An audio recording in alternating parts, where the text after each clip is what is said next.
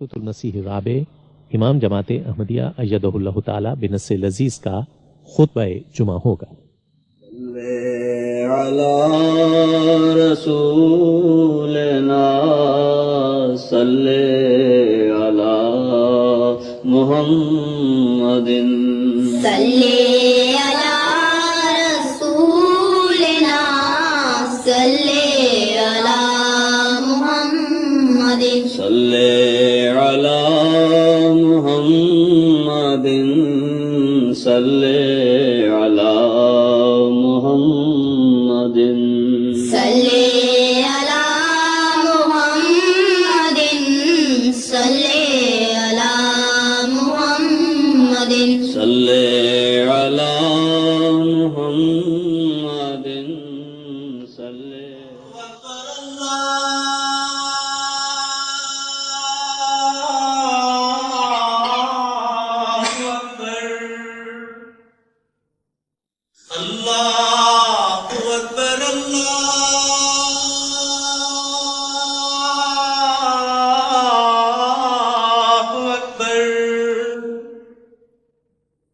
أشهد أن لا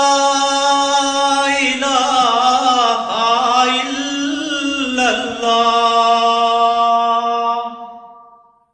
أشهد أن لا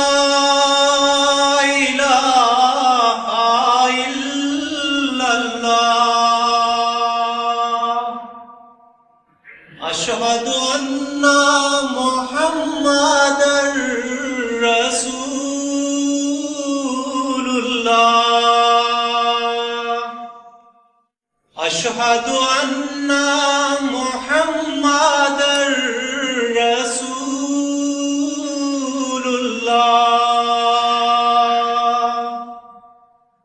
حي على الصلاة حي على الصلاة حي على الفلاح حي على الفلاح الله أكبر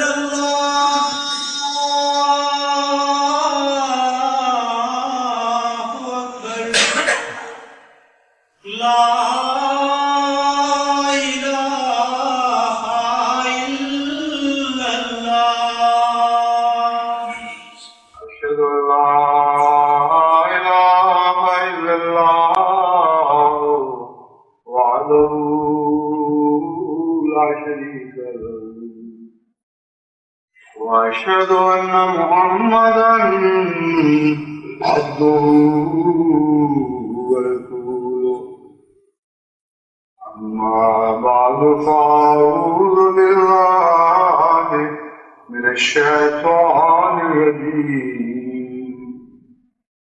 بسم الله الرحمن الرحيم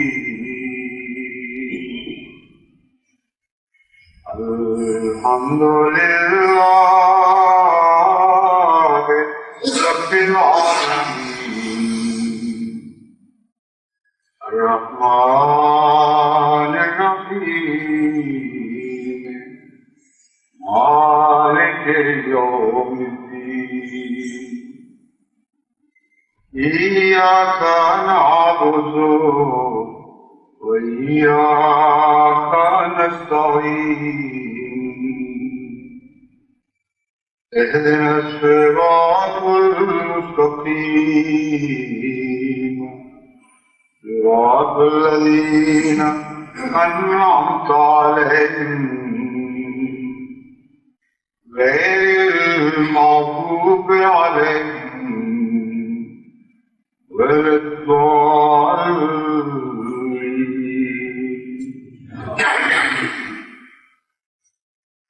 يا أيها الذين آمنوا استعينوا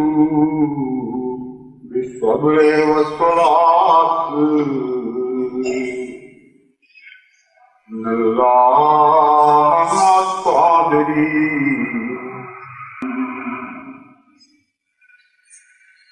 ولا تقولوا لمن يقتل في سبيل الله أموات بل أحياء ولكن لا تشعرون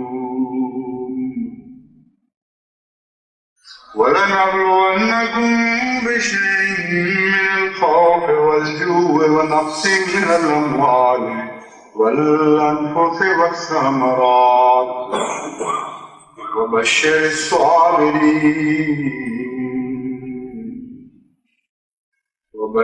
الصابرين الذين إذا أصابتهم مصيبة قالوا إنا لله وإنا إليه راجعون أولئك عليهم صلوات من ربهم ورحمة أولئك عليهم صلوات من ربهم ورحمة وأولئك هم المهتدون.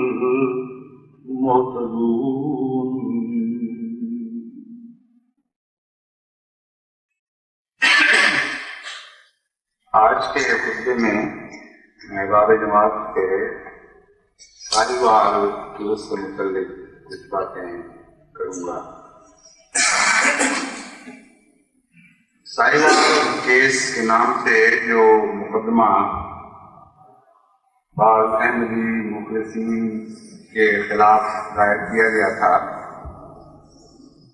اس کا پس منظر مختصراً پھر میں بیان کر دیتا ہوں، کیونکہ ممکن ہے بعض نوجوانوں کو یا بعض بڑوں دوسروں کو بھی ان واقعات کا یا علم ہی نہ ہوا ہو پوری طرح یا ذہن سے اتر چکے ہیں. 26 اکتوبر 1984 کا یہ واقعہ ہے کہ ساحیوال کی مسجد میں صبح نماز کے بعد بعض مولویوں نے اور ان کے مدرسوں میں پڑھنے والے طلباء نے مل کر ہلہ بول دیا اور اپنے ساتھ وہ برش اور پینٹ وغیرہ لے کے آئے تھے تاکہ مسجد سے جہاں جہاں کلمہ شہادہ لکھا ہوا ہے اس کو مٹا دیں. چنانچہ باہر کی دیواروں پر اور باہر کے دروازے پر وہ مٹانے میں کامیاب ہو گئے، لیکن جب اندر مسجد کے دروازے میں جو اندر کا دروازہ ہے اس پر سے کلمہ مٹانے لگے، ان نوجوان جو وہاں پر موجود تھے انہوں نے مزاحمت کی اور یہ کہا کہ کسی قیمت پر بھی ہماری جان جائے ہم تمہیں اپنی مسجد سے کلمہ شہادہ نہیں مٹانے دیں گے. کیونکہ ان کی تعداد بہت زیادہ تھی، ایک نوجوان کو تو انہوں نے وہی پکڑ لیا اور باقیوں کو قتل کی دھمکی دیتے ہوئے مسجد پر حملہ کر کے اندر داخل ہونے کی کوشش کی. اس وقت وہاں ایک احمدی نوجوان نے بندوق سے فضائی فائر کیے تاکہ ڈر کے بھاگ جائیں اور ڈر کر کچھ عرصے کے کچھ دیر کے لیے وہ بھاگ کے باہر نکل گئے. لیکن پھر انہیں کے مولویوں نے ان کو کہا کہ یہ پٹاخے ہو، تم کس بات سے ڈرے ہو؟ چنانچہ وہ دوبارہ ہلہ بول کے اندر گئے. اس وقت اپنی جان کے خطرے کے پیش نظر یا اس اعلیٰ مقصد کے لیے کہ کسی قیمت پر بھی وہ مسجد احمدیہ سے کلمہ شہادہ کو نہیں مٹنے دیں گے، اسی نوجوان نے دو فائر کیے اور اس کے نتیجے میں 2 حملہ آور وہیں زخمی ہو کے گر گئے اور وہیں انہیں جن گئے اور باقی بھاگ گئے. اور کچھ عرصے کے بعد جو وہاں واقعات گزرے اس کی تفصیل میں جانے کا ذکر نہیں،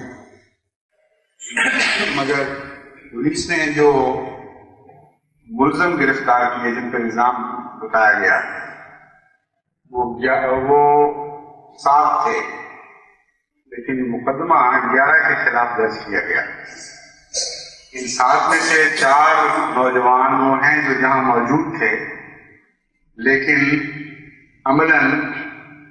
فائر کرنے والا صرف ایک نوجوان ہے اور باقی ٹیم کی طرف سے حملہ آوروں کو کسی کی کوئی گزن نہیں پہنچی. باقی جتنے آدمی ہیں وہ موقع پر موجود ہی نہیں تھے. ایک ہمارے مربی سلسلہ ہیں الیاس منیر صاحب، وہ اوپر مسجد سے ملحقہ مکان میں اس وقت اپنے بیٹوں کے لیے بیٹوں سے گفتگو کر رہے تھے یا تلاوت کر رہے تھے، بہرحال گھر میں تھے. اس وقت ان کو جب فائر کی آواز آئی بندوق کے چلنے کی تو وہ نیچے آئے. اس وقت ان کو پہلی دفعہ معلوم ہوا کہ کیا واقعہ ہوا. اور کچھ لوگ ایسے تھے جو شاہی محل میں ہی موجود نہیں تھے، مجاہرہ میں سے وہ 8-10 میل دور دیہات میں رہنے والے تھے. مگر ان علماء نے جانتے ہوئے دیکھتے ہوئے یہ سارا جھوٹ ہے، نہ صرف یہ کہ ان لوگوں کا نام پرچے میں درج کروایا جن کا کوئی دور سے بھی تعلق نہیں تھا، بلکہ سراسر الف سے یہ تک پوری کی پوری جھوٹی کہانی بنائی. کیونکہ 2 احمدی جن کے خلاف الزام تھا کہ انہوں نے قتل میں حصہ لیا ہے، وہ وکیل تھے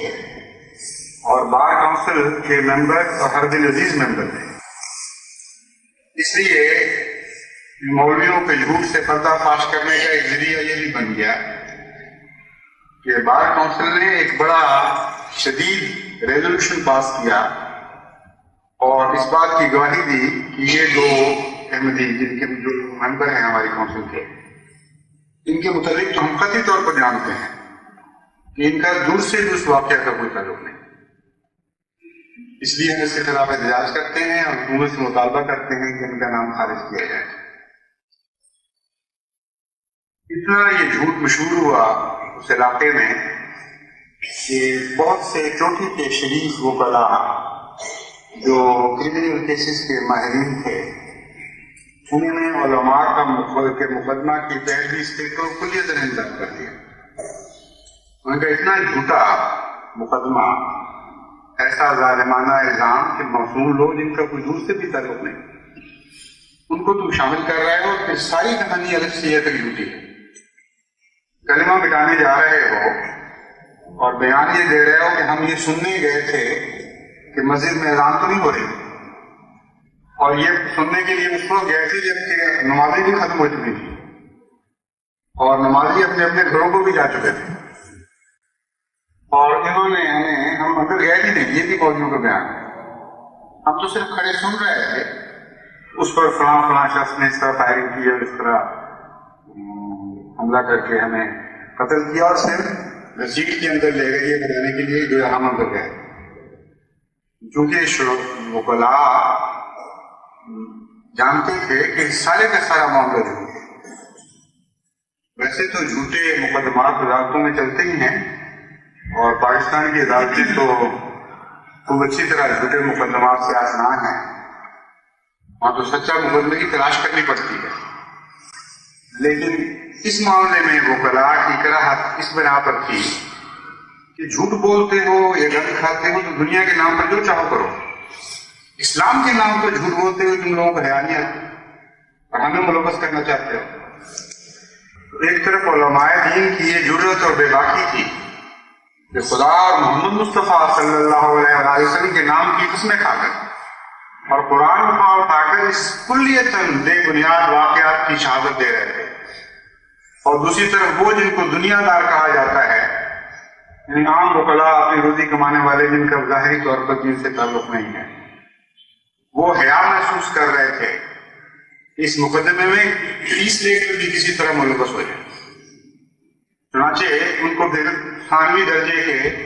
بلکہ ثالثہ درجے کے وکیل ڈھونڈنے پڑے، اور وہ بھی ایسے جو پہلے ہی انہیں کی طرح تعصبات کے شکار تھے. وکیل تو بہرحال حکومت ہی مقرر کرتی ہے ایسے مقدمات میں، لیکن اس کی مدد اور اعانت کے لیے، کہانی بنانے کے لیے کس طرح کا پرچہ درج ہونا چاہیے، کس طرح تحریر ہونی چاہیے، ان ساری باتوں میں بہرحال ان کو وکلاء کی ضرورت ہے.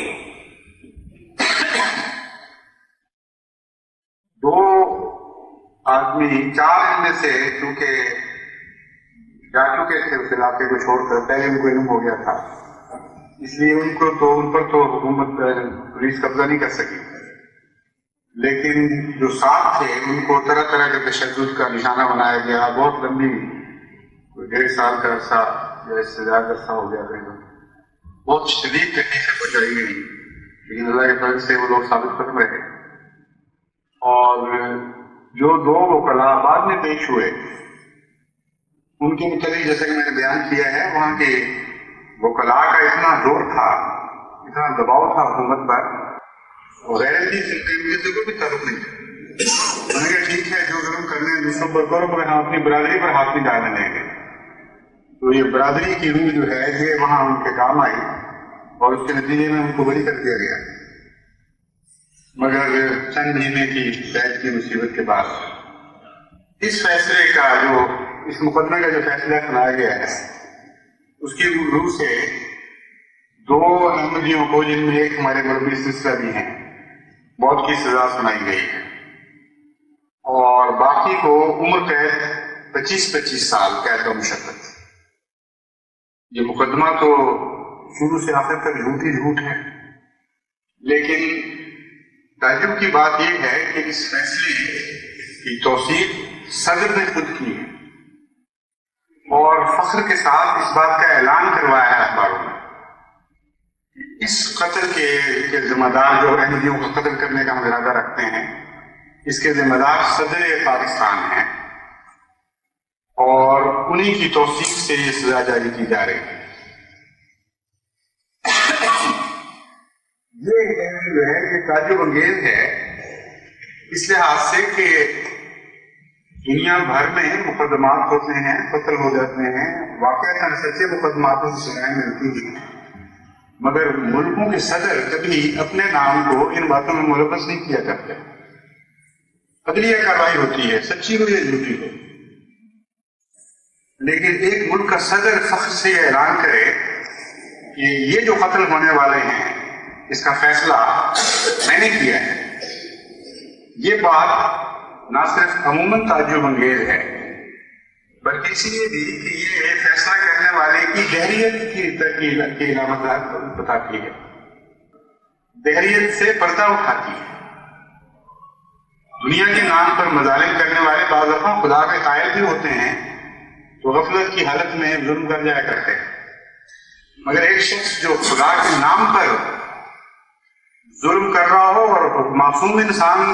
کے متعلق قتل کا فیصلہ کر رہا ہو، یہ ہو ہی نہیں سکتا کہ اس کو خدا پر ایمان ہو یا اس بات پر یقین ہو کہ وہ جواب دہ ہوگا قیامت کے دن. جواب دہی کے تصور سے تو دنیا لرز گئی. جتنے استبداد ہیں دنیا میں جو قائم ہیں ان سب کی طاقت کا راز جواب دہی میں ہے. جتنے ڈکٹیٹر دنیا میں مسلط ہیں اور معصوموں کے خون بہا رہے ہیں یا انسانی حقوق چھین رہے ہیں، ان کی طاقت کا راز اس بات میں ہے کہ اگر کوئی شخص ان کے خلاف رکھنے کی کوشش کرے، اس کو یہ پتا ہے کہ خواہ وہ ظالم ہے، خواہ اس کا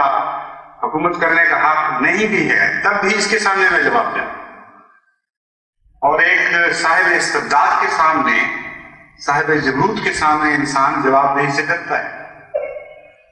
اس لیے کیسے ممکن ہے کہ خدا تعالیٰ پر کامل یقین رکھتا ہو کوئی شخص، جانتا ہو کہ مرنے کے بعد اس کی گردن خدا کے ہاتھوں میں ہوگی اور وہ منتقم ہے، ذو انتقام ہے، اور اس کی پکڑ سے پھر کوئی دنیا کی طاقت بچا نہیں سکتی. بڑے اور چھوٹے ہر ایک کی گردن اس کے ہاتھ میں ہے. جو شخص اس کی جواب دہی کا یقین رکھتا ہو وہ آنکھیں کھول کر اتنا ظالمانہ بے باکانہ فیصلہ اس کے نام پر نہیں کر سکتا، کیونکہ اس کے بعد پھر اس کے بچنے کی کوئی صورت باقی نہیں رہتی. دنیا کے ظلم بعض دفعہ واقعی ہو جاتے ہیں.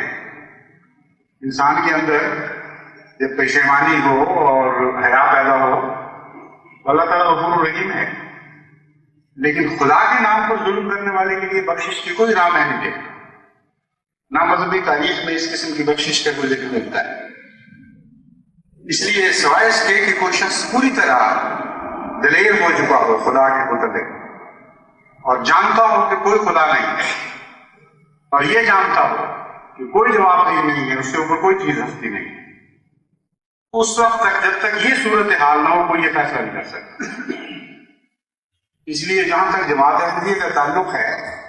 یہ معاملات تو جماعت احمدیہ خدا کے ہاتھ میں دیتی ہے۔ قرآن سے یہ ہمیں پتہ چلتا ہے کہ ایسے فیصلے ہوتے رہے ہیں، بعض عالموں کو ظلم کا موقع بھی مل جاتا رہا ہے، لیکن خدا کی پکڑ ضرور ظاہر ہوئی ہے ان کے متعلق، آہستہ آئی ہو یا دیر سے آئی ہو، خدا کی پکڑ نے ایسے صاحب جبروت لوگوں کو جو اپنے آپ کو صاحب جبروت سمجھتے تھے اور خدا تعالیٰ کو بے طاقت اور بے اختیار جانتے تھے جو اس کی وجودی کے قائل نہیں، ان کے اس طرح نام و نشان دنیا سے مٹا دیے کہ عزت کا ہر پہلو ان کے ناموں سے مٹ گیا اور ذلت کے سارے پہلو ان کے ناموں کے ساتھ لگے ہوئے ہمیشہ کے زندہ ہیں۔ رہتی دنیا تک رحمتوں کے بجائے لعنتوں سے یاد کرنے کے لیے وہ نام باقی رکھے۔ اس لیے ہم تو اس خدا کو جانتے ہیں، اس صاحب الجبروت کو جانتے ہیں، کسی اور خدا کی خدائی کے قائل نہیں۔ اس لیے احمدیوں کا سر ان ظالمانہ سزاؤں کے نتیجے میں جھکے گا نہیں، بلکہ اور بلند ہوگا، اور بلند ہوگا، یہاں تک کہ خدا کی غیرت میں فیصلہ کرے کہ دنیا میں سب سے زیادہ سربلندی احمدی کے سر بلندی ہوگی، کیونکہ یہی سوچتا ہے جو خدا کے حضور سب سے زیادہ آجزانہ طور پر جھکنے والا سر۔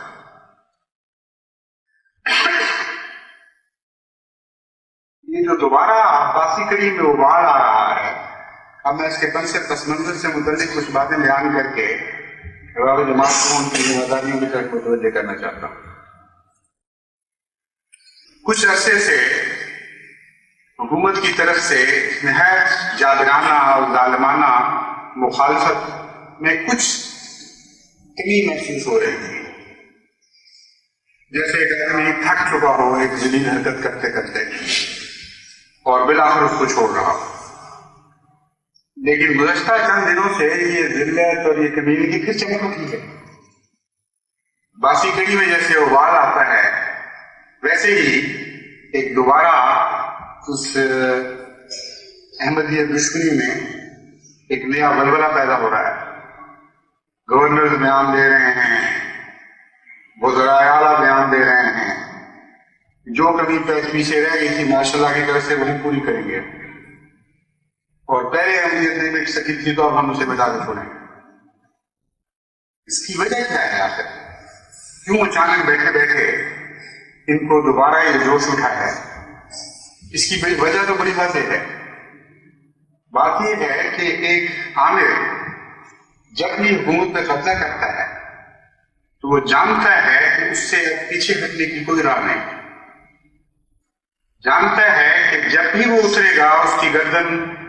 ان مظلوموں کے ہاتھ میں ہوگی جو پہلے اس کے ظلم کا نشانہ بن چکے ہیں۔ اس لیے عملاً وہ یہ فیصلہ کرنے کے بعد عامر بنتا ہے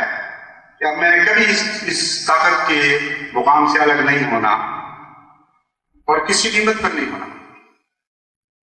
اور ایسے لوگ بسا اوقات اپنی ایک حقیر جان بچانے کے لیے لکھوں کھا انسانوں کے خون سے ہولی کھیلتے ہیں۔ اسٹالن نے جتنے قتل کروائے ہیں اپنی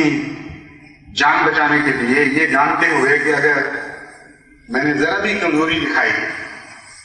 تو لازماً میں گولی کا نشانہ بنایا جاؤں گا اور جو میں ظلم کر چکا ہوں اس کے بدلے اتارے جائیں گے۔ اتنے قتل و خون کروائے ہیں کہ اب اگر جب ہم تاریخ پر نظر ڈالیں تو یقین نہیں آتا کہ یہ ہو سکتا ہے۔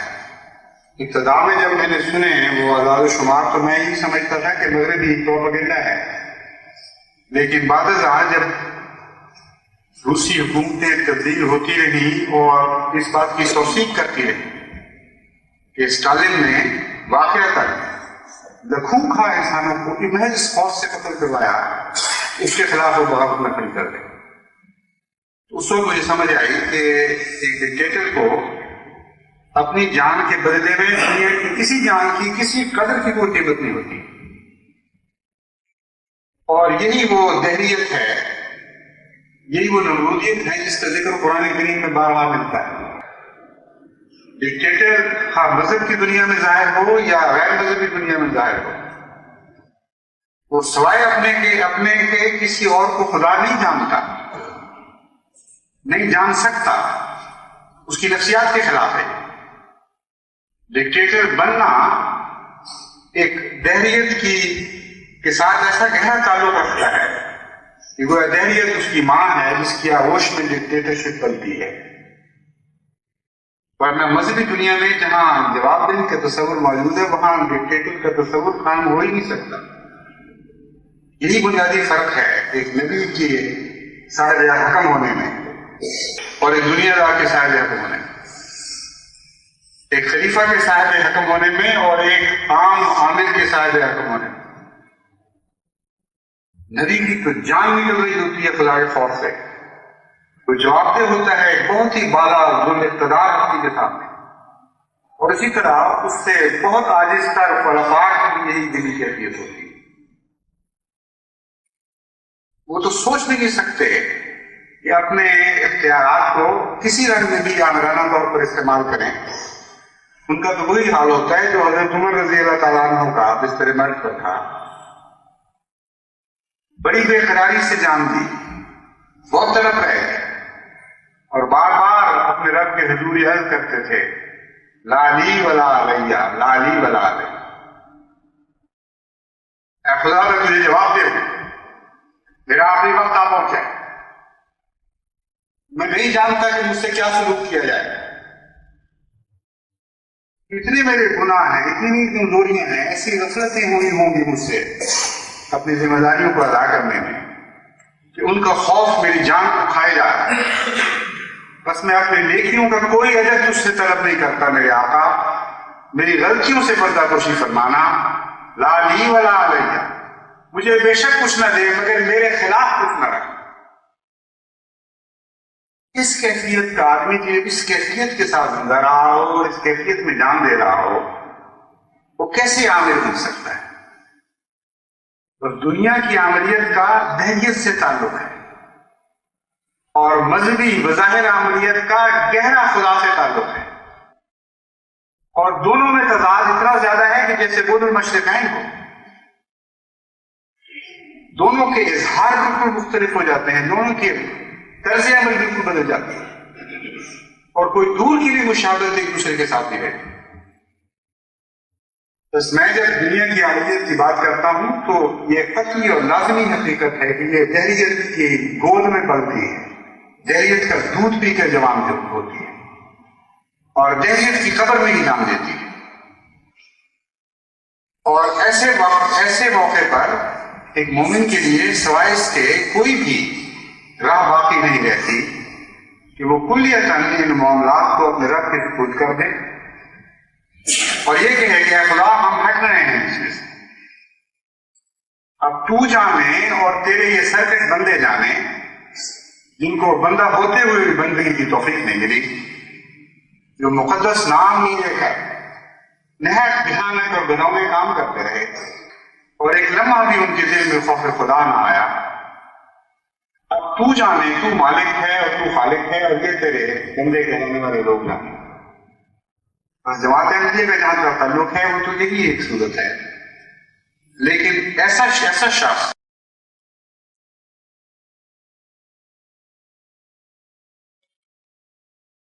جو خدا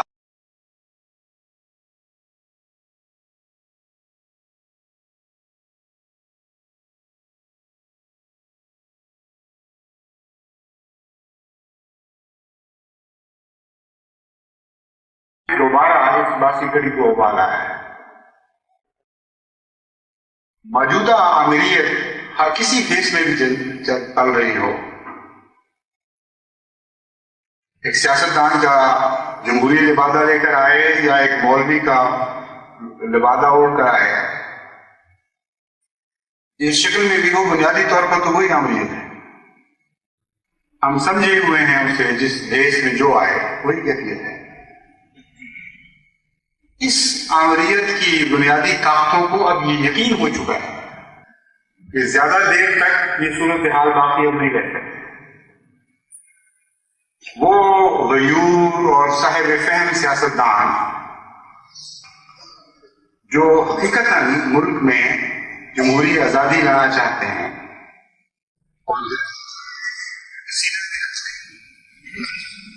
وہ تو حکومت سے باہر بیٹھے ہیں، اور جتنا وقت گزر رہا ہے ان کی بے چینی بڑھتی چلی جا رہی ہے۔ ساری قوم کو وہ غلامی کی زنجیروں میں جکڑا ہوا دیکھ رہے ہیں، اور ان زنجیروں کو زیادہ، ان کے حلقوں کو زیادہ تنگ کیا جا رہا ہے، اور وہ جانتے ہیں کہ اب جو آمریت ٹھوسی جائے گی یہ اسلام کے نام پر ملا کی آمریت ہوگی، اور اس آمریت سے پھر چھٹکارا پانا بہت ہی مشکل ہو جائے گا۔ اس لیے سارے پاکستان کے صاحب بصیرت سیاستدان بہت بےتاب ہو چکے ہیں اور بے چین ہو چکے ہیں۔ جماعت احمدیہ کے حق میں جو ان کے بیانات آتے رہتے ہیں،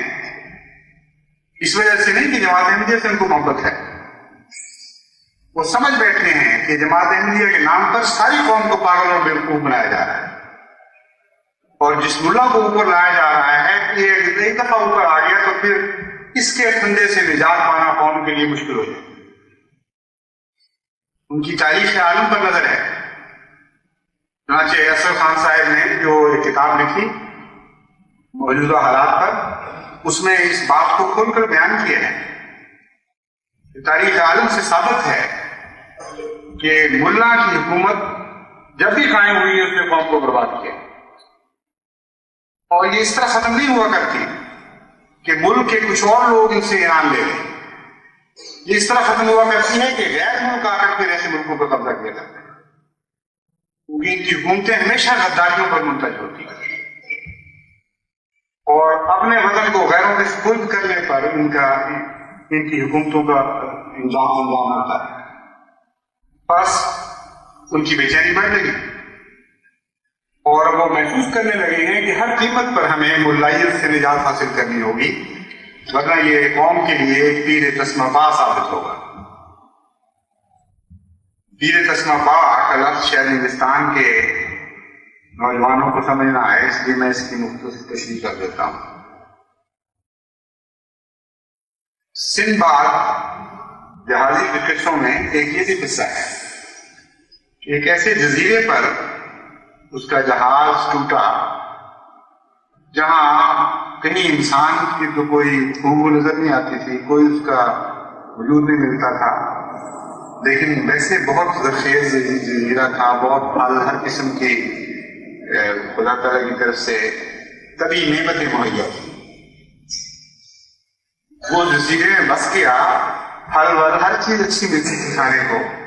اچھی زندگی گزر رہی تھی، مگر تنہائی کی مصیبت آ گئی۔ ایک دفعہ گزرتے ہوئے اس کو ایک انسانی آواز آئی، اس نے دیکھا تو ایک درخت کے نیچے ایک بہت ہی بوڑھا آدمی جس کی سفید ریش زمین کو چھو رہی تھی اور سر کے بال بھی لمبے اور سفید تھے، ہاتھ میں تسبیح پکڑی ہوئی اور ذکر الہی میں گویا بظاہر ذکر الہی میں مصروف تھا۔ اس نے اس کو آواز دی، اس نے کہا کہ میاں ذرا ادھر آؤ، دیکھو میری ٹانگیں، ان ٹانگوں میں خود کھڑے ہونے کی طاقت نہیں ہے۔ اس نے دیکھا تو واقعی اس طرح ربڑ کی چیز ہو، اس طرح وہ ٹانگیں رکھی ہوئی تھی، ان میں واقعات میں کوئی طاقت نہیں۔ اس نے کہا میں تو دوسرے کے سہارے کا محتاج ہوں، اس لیے تم اتنا مجھ پہ احسان کرو کہ مجھے اپنے کندھے پر بٹھا لو تاکہ میں اپنے ہاتھ سے تازہ پھل توڑ کر کھاؤں اور یہ بھی مزہ لوں جو ٹانگوں والے مزے لیتے ہیں۔ اس کو یہ کہانی سن کے بڑا رحم آیا، اس نے کہا اس میں تو کوئی بات نہیں، میں آپ کو اپنے کندھے پر بٹھا لیتا ہوں۔ دونوں ٹانگیں اس نے ایک اس طرف اور ایک اس طرف رکھ کے اس کو اپنے کندھے پر بٹھایا اور پھل کھلایا۔ جب وہ پھل کھا چکا اس نے کہا اچھا بابا اب میں آپ کو اتارتا ہوں۔ اس نے کہا اب تو نہیں میں اتروں، اب تو مجھے جو مزہ پڑ گیا ہے کسی کے کندھے پر سوار ہو کر پھل کھانے کا، میں اتنا ہی پاگل ہوں کہ اس مزے کو چھوڑ دوں، اس سے محروم رہ جاؤں۔ اب تو ہر حالت میں یہ ٹانگیں تمہاری گردن پہ کہار بنی رہیں۔ چنانچہ اس نے کس کر اس ٹانگوں کو پھندا بنا کے اس کی گردن میں ڈال دیا جب وہ اس کو گرانے کا ارادہ کرتا تھا وہ پھندا اور زیادہ سخت ہو جاتا تھا، اور کہانی کے مطابق وہ ہمیشہ کے لیے بوڑھا اس نوجوان پر سوار ہو گیا۔ ملا کی بھی کوئی ٹانگ نہیں ہے، حکومت کرنے کی کوئی ٹانگ نہیں، کوئی جواز نہیں ہے کہ یہ حکومت پر آئے، اس کو کوئی دنیا کے نظم و انسلام سے تعلق ہی نہیں، اس کو فہم ہی نہیں ہے کہ سیاست ہوتی کیا ہے، اس کو تقویٰ کا بھی علم نہیں، اس کو عدل کا بھی علم نہیں، اس کو انصاف کا کوئی تصور نہیں، دنیا کی جغرافیہ تک سے نہ واقف، آج تک یہ بھی نہیں مانتا کہ چاند پر بھی کوئی انسان پہنچ چکا ہے۔ اس قسم کا ملا جو نہ دین سے کا علم رکھتا ہو، نہ دنیا کا علم رکھتا ہو، قرآن کریم کی وہ تفسیریں پڑھتا ہو جو گزشتہ زمانے میں بڑے بڑے بزرگوں نے دیکھی، مگر حالات سے ناواقفیت کے نتیجے میں بہت سی غلط باتیں قرآن کی طرف منسوخ کر چکے ہیں۔ ان کی دنیا وہی وسطی زمانہ کی دنیا ہے، اس زمانے کے انسان کی سوچ ان کی سوچ ہے، اور چونکہ دل تقویٰ سے خالی ہے اس لیے علم بجائے نیکی پھیلانے کے ظلم اور صفاقی پھیلانے کے لیے استعمال ہو رہا ہے۔ اپنے برتے پر ملا کبھی دنیا میں حکومت نہیں کر سکتا، کوئی قوم کبھی کسی ملا کی حکومت کو برداشت نہیں کر سکتی اگر اسے اختیار ہو چننے کا۔ اس لیے واقعتاً یہ مثال ان پر ثابت آتی ہے کہ ان کی اپنی ٹانگیں نہیں ہیں پھل کھانے کے لیے، ہمیشہ سے اس طرح زندگی گزاری کہ گرا ہوا پھل کھاتے رہے۔ ہمارے دیہات میں، ہمارے شہروں میں ان کی حیثیت اس صدقہ، خیرات، زکوٰۃ کھانے والوں کی سی رہی ہے۔ بہت سے بعض میں شرفاء بھی ہیں، باغیرت بھی ہیں، اپنے پاؤں پر کھڑا ہونے بھی جانتے ہیں، لیکن یہ بھی حیثیت سے انسٹیٹیوشن کے لحاظ سے، ایک نظام کے اعتبار سے یہ ہمیشہ مرہون منت رہے ہیں دوسروں کی رہن دلی کا، اور جو رزق ان کی جھولی میں ڈالا گیا اسی پر زندگی۔ ان کا بھی تو دل چاہتا ہے کہ اپنے پاؤں پہ کھڑے ہوں، لیکن پاؤں ہیں نہیں تو کھڑے کس پر؟ اس لیے اسلامی تاریخ میں ملا نے جب بھی پھل پر براہ راست ہاتھ ڈالنے کی کوشش کی ہے وہ دوسروں پر سوار ہوا ہے، اسلامی سیاستدانوں پر سوار ہوا ہے، اسلامی بادشاہوں پر سوار ہوا ہے، اور ان کے کندھے پر چڑھ کر اس نے پھلوں پر ہاتھ ڈالے، اور وہ تو یہ سمجھتے رہے کہ عارضی قصہ ہے، ہماری طرف سے اتنے احسان ہو رہے ہیں اس قوم پر تو کچھ اور صحیح، لیکن ہمیشہ ملا پیر تسمہ پا بنا ہے قوم کے، اور کبھی بھی اس نے پھر اپنے کندھے سے ان گردنوں کو آزاد نہیں کیا۔ کہانی کے مطابق وہ سیاح جو پیر تسمہ پاک کے کندھے میں جکڑا گیا تھا اس کی نجات کا تو بلا سامان ہو گیا، لیکن بدقسمتی سے حقیقی دنیا میں ہم ان قوموں کی نجات کا کوئی سامان نہیں پا۔ جن لوگوں کی گردنیں ایک دفعہ ملا کے کندھے میں جکڑی گئی پھر وہ کبھی آزاد نہیں۔ یہی وجہ ہے، اور یہی وجہ ہے کہ آج ہمارا سیاستدان جو باشعور ہے اور باغیرت ہے اور باحیا ہے، جس نے اس حکومت کے سامنے سر جھکانے سے ہر قیمت پر انکار کر دیا، وہ کلیتاً گفت و شنید سے مایوس ہو چکا ہے اور جانتا ہے کہ ساری قوم کو لے کر اسے گلیوں میں نکلنا پڑے گا، ایک خونی سے اپنے ملک کو آزاد کروانے کے لیے خون کی قربانی دینی ہوگی، اور اس کے سوا کوئی چارہ باقی نہیں۔ ان حالات کو موجودہ وقت کے حکمران بھی دیکھ رہے ہیں، اور وہ سیاستدان بھی دیکھ رہے ہیں جنہوں نے اپنے اصول کو بیچا ہے چند دن کی حکومت کے لیے اور عامر سے تعاون کیا، اس لیے وہ مجبور ہیں کہ اس توجہ کو بٹانے کے لیے، اس کا رخ موڑنے کے لیے کچھ اور فساد کھڑے کیے جائیں، اور جماعت احمدیہ سے بہتر ان کو اور کوئی سہارا نہیں مل رہا۔ ایک اور بھی ہے، وہ ہے شیعہ کا، اور پاکستان کے اخبارات پر نظر ڈالنے سے معلوم ہو رہا ہے کہ شیعہ کو بھی ابھارنے کے لیے پوری کوشش کی جا رہی ہے، کیونکہ وہ جانتے ہیں کہ اب تک احمدیوں کے متعلق جو کچھ بھی کھیل کھیلے گئے ہیں عوام باخبر ہو چکے ہیں اور پوری طرح اٹھ نہیں سکے، جیسے ان کو توقع تھی. لیکن یہ سمجھتے ہیں کہ ایرانی حکومت کی شیعہ حکومت کی سنی حکومتوں سے لڑائی کے نتیجے میں بالعموم شیعہ اور سنی عالم بٹے ہوئے ہیں اور ایک دوسرے کو نفرت کی نگاہ سے دیکھ رہے ہیں، خوف کی نگاہ سے دیکھ رہے ہیں. اس لیے وہ سمجھتے ہیں کہ شیعہ سوال اگر اٹھایا جائے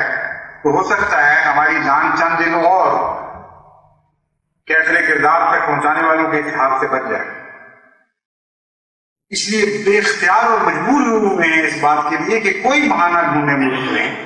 کوئی ایسے فساد برپا کریں جس کے نتیجے میں قوم کی توجہ بڑھ جائے اور قوم سیاستدانوں کے ہاتھوں میں آنے کی بجائے ہمارے ہاتھوں میں اور ملا کے ہاتھوں میں کھیلے. اس کا کیا انجام ہوگا وہ تو واضح ہے، کیونکہ ہماری تو قرآن کریم کی تاریخ پر نظر ہے. ہم اس انجام کو اسی طرح دیکھ رہے ہیں جیسے مرد کو دیکھا کرتے ہیں، لیکن ان کو نظر نہیں آ رہا. اور یہی کوشش کر رہے ہیں کہ جس طرح بھی ہو ہم ان مذہبی سوالات کو اٹھائیں اور اس کے نتیجے میں عوام کے جذبات کو انگیز کر کے توجہ کو دوسری طرف منتقل کر دیں. اس لیے جماعت احمدیہ پاکستان کو بالخصوص میں نصیحت کرتا ہوں کہ جس طرح انہوں نے گزشتہ سال اور اس سے گزشتہ سال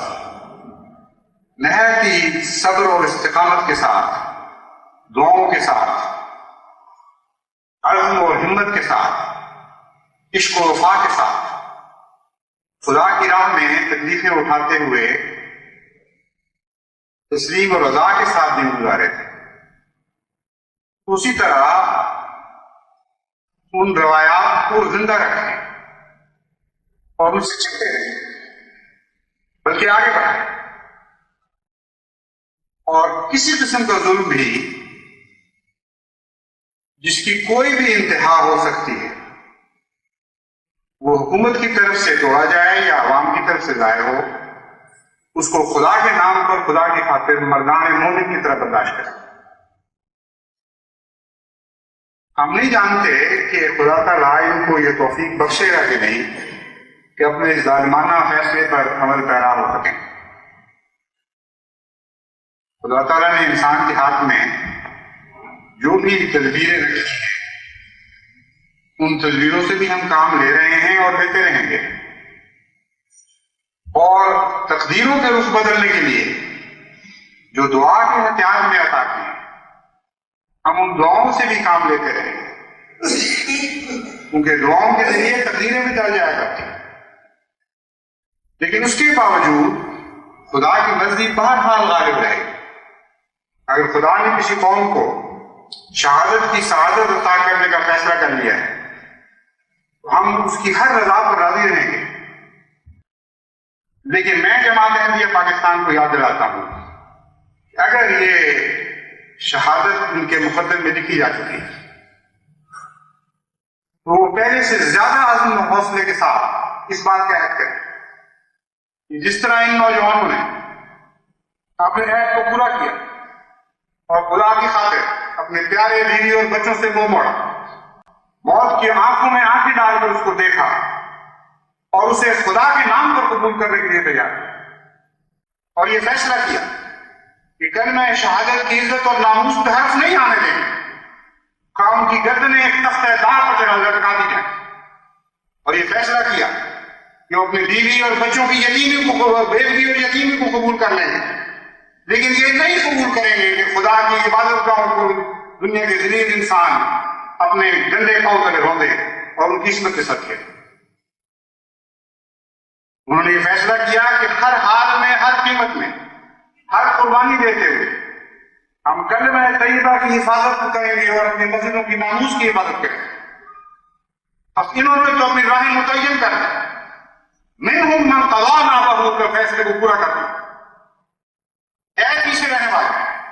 کیا تم ان راہوں سے پیچھے ہٹ جاؤ گے؟ اے پیچھے رہنے والے، کیا تم ان آگے بڑھنے والوں کو ہمیشہ کے لیے خالی چھوڑ دو گے؟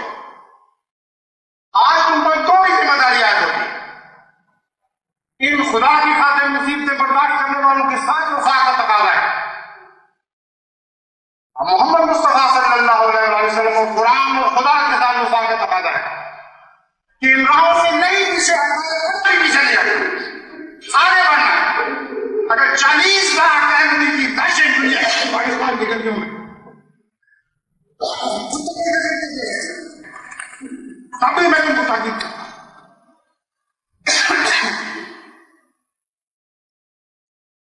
خدا کے نام کے کلمے اور محمد مصطفیٰ کے نام کے کلمے کو آج نہیں آنے دیں، بس آگے بڑھو اور یقین رکھو آخر غلبہ تمہارا ہے، آخر فتح تمہاری، کیونکہ خدا کے نام پر مرنے والوں کے مر کر مرنے کے لیے تیار رہنے والوں کو کبھی موت مار نہیں سکی، کبھی کوئی دشمن پر فتح یاد نہیں ہو سکا۔ اپنی دعاؤں میں انتظام اختیار کرو، کیونکہ قرآن کریم کی تفسیر کرتے ہوئے حضرت مسیح موعود علیہ السلام لکھتے ہیں جو مانگتا ہے، قرآن کریم کی ایک آیت کی تفسیر کرتے ہوئے حضرت مسیح علیہ السلام لکھتے ہیں جو مانگتا ہے اس کو ضرور دیا جاتا ہے، اسی لیے میں کہتا ہوں کہ دعا جیسی کوئی چیز نہیں۔ دنیا میں دیکھو کہ بعض سرگردہ ایسے ہوئے ہیں، ایسے ہوتے ہیں کہ وہ ہر روز شور ڈالتے رہتے ہیں، ان کو آخر کچھ نہ کچھ دینا ہی پڑتا ہے، اور اللہ تعالیٰ تو قادر اور کریم ہے، جب یہ اڑ کر دعا کرتا ہے یہ بندہ تو پا لیتا ہے۔ کیا خدا انسان جیسا بھی نہیں؟ خدا فرماتے ہیں آج اس موقع کے اس نام میں جبکہ آج بغیر تصویر کاپی کو دیکھ رہا تھا، عالم میں کچھ ہاتھ میں دیے گئے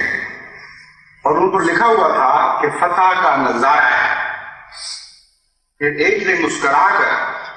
ان ورقوں کی دوسری طرف ایک تصویر دکھلائی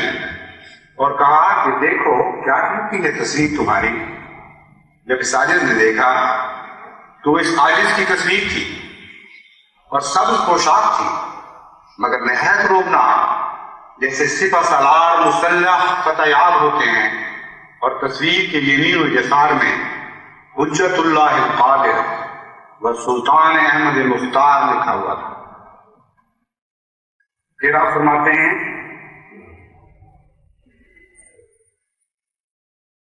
کہ آپ کو اللہ تعالیٰ نے بطور وحی کچھ اسماء عطا فرمائے،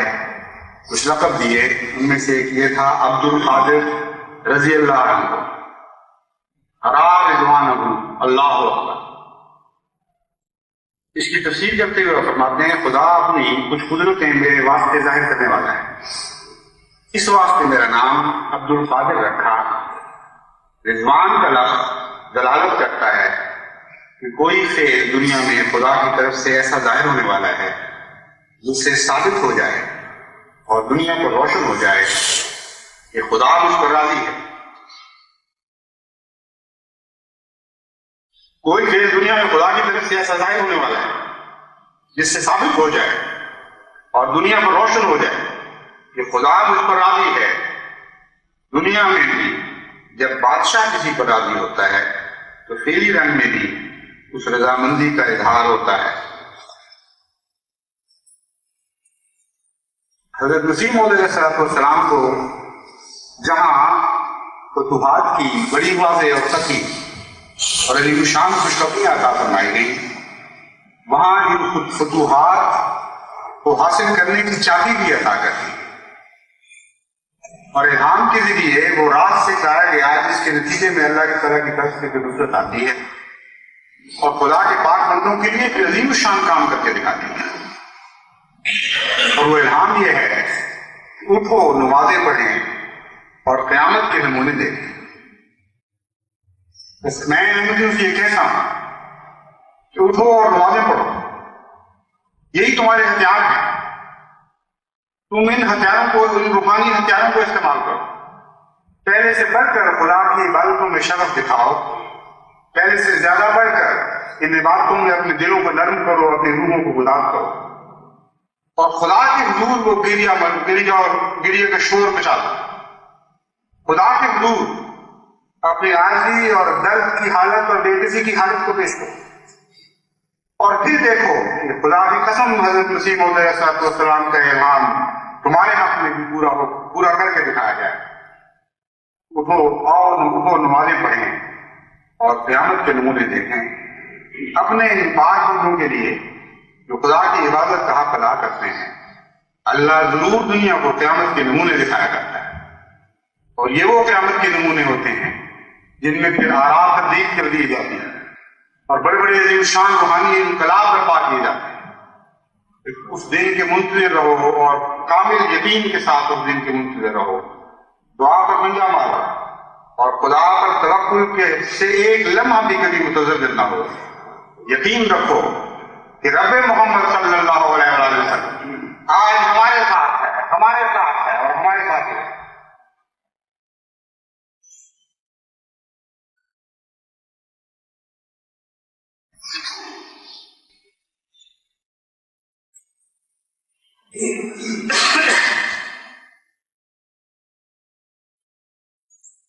الحمد للہ نحمدہ ونستعینہ ونستغفرہ ونؤمن بہ ونتوکل علیہ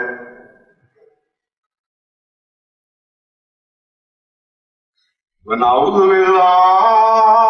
من شرور انفسنا ومن سیئات اعمالنا من یهده اللہ فلا مضل له ومن يضلله فلا هادي له ونشهد ان لا اله الا الله وحده لا شريك له ونشهد ان محمدا عبده ورسوله۔ ان کے جنازے نہیں ہیں بعد میں شام کو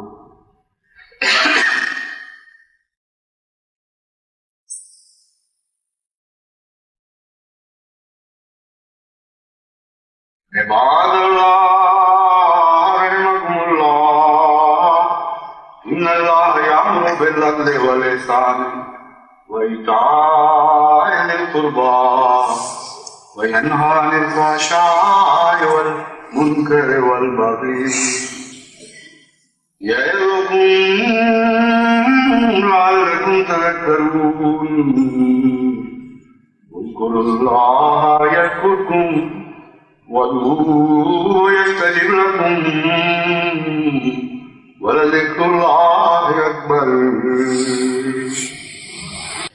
ما كان